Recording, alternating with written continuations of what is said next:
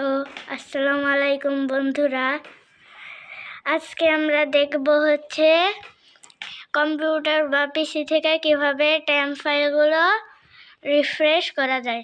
প্রথমে আমরা এখানে কি করব, উইন্ডোজ প্লাস আর চাপ দেব। তারপরে এখানে এখানে একটা কি শো করবে, আমরা এখানে এটা কেটে দিলাম। কেটে দেওয়ার পরে আমরা শিফট প্লাস % দেব। তারপরে এখানে লিখব কি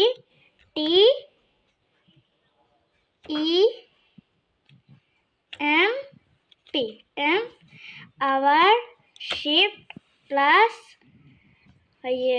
% দিব। এই যে % দেওয়ার পরে আমরা এটা পুরোটা সিলেক্ট করব। ডাবল ক্লিক করলে সিলেক্ট হয়ে যাবে। তারপর আমরা এন্টারে ক্লিক করব। এই যে আমাদের সবগুলো টেম্প ফাইল এখানে চলে আসবে। এই যে আমার যতগুলো আছে। তো আমরা এখানে কি করব, কন্ট্রোল এই যে এ প্রেস করে সবগুলো সিলেক্ট করব।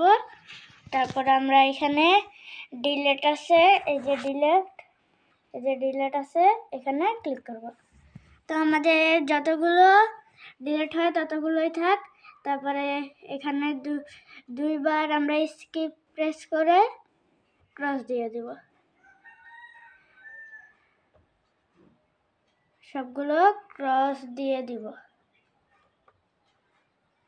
তারপর আমাদের এইখানে এই বক্স থেকে ডান মাউস ক্লিক করে এখানে আনতে হবে। তারপরে এখানে প্রেস করে কি করব, আমরা ইয়েসে প্রেস করব। তাহলে আমাদের কম্পিউটারের পুরা টেম্প ফাইল ডিলিট হয়ে যাবে। তো আমাদের আজকের ভিডিওটা এই পর্যন্তই আসলো। আসসালামু আলাইকুম।